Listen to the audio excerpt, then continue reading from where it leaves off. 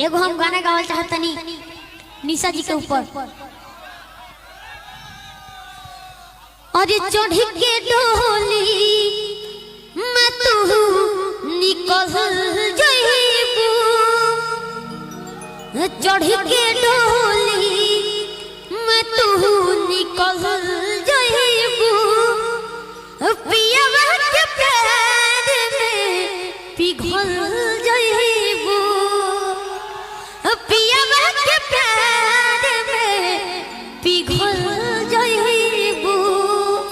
अभी कुछ कहिए। अब ऐसा बातें बोल दिया, पियवा के प्यार में पिघल जाइए। मेरा इसको लगाइएगा।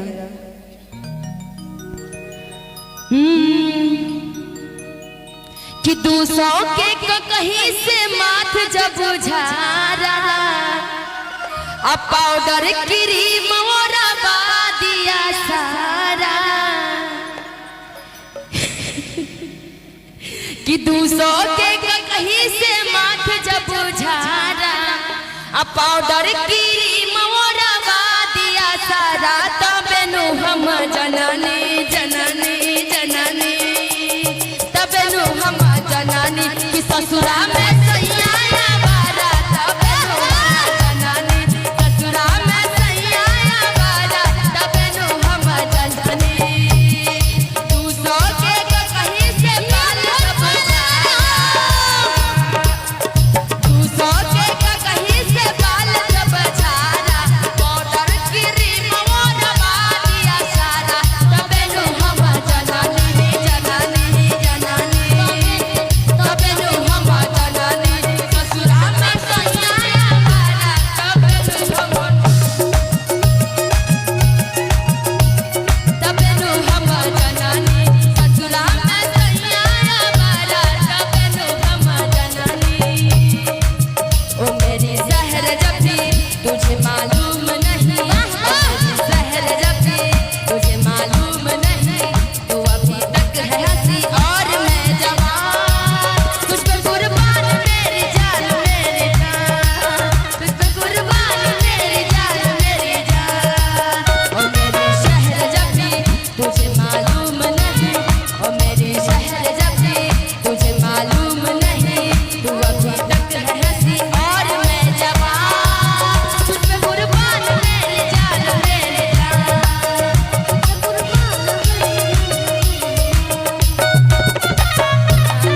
ससुरा में सैया बारा।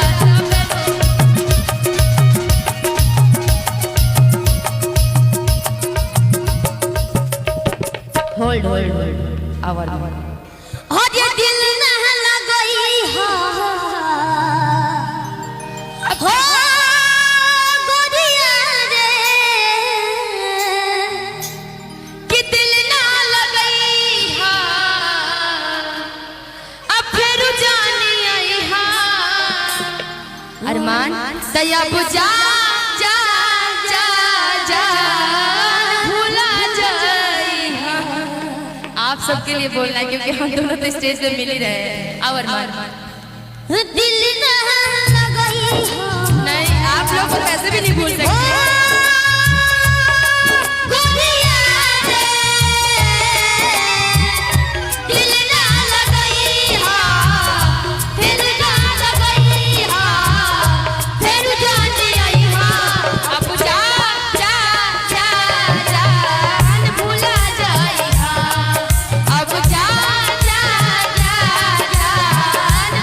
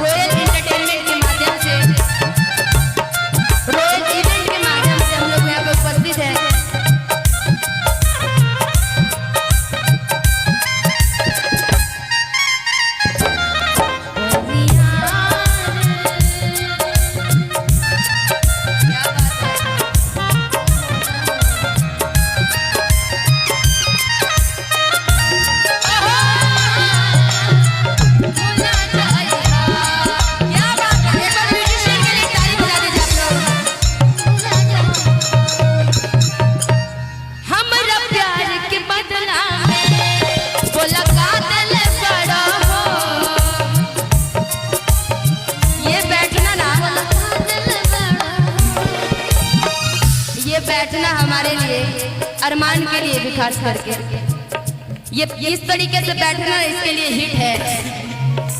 ऐसे तो हमारी जोड़ी आप लोगों ने देखा होगा बहुत सारे के साथ में हमारा स्टेज प्रोग्राम है, लेकिन अभी नया जोड़ी हमारा और अरमान का आप लोग देख रहे हैं। ये भोजपुरी में हम लोगों ने मतलब मैंने कुछ अलग किया। ऐसे हर स्टेज पे लड़के लड़की सिंगर जरूर होते थे मेल फीमेल, लेकिन दुगोला मुकाबला लड़कों लड़की का एक साथ गाने का मुकाबला मैंने ही किया है। ये शुरुआत चाहे आज हर स्टेज पे मैं रहूं या ना रहूं, कोई भी लड़की हो तो हर जनता चाहता है कि कोई भी जेंट्स सिंगर है तो चाहता है कि वो लेडी सिंगर है उनको साथ में गवाया जाए।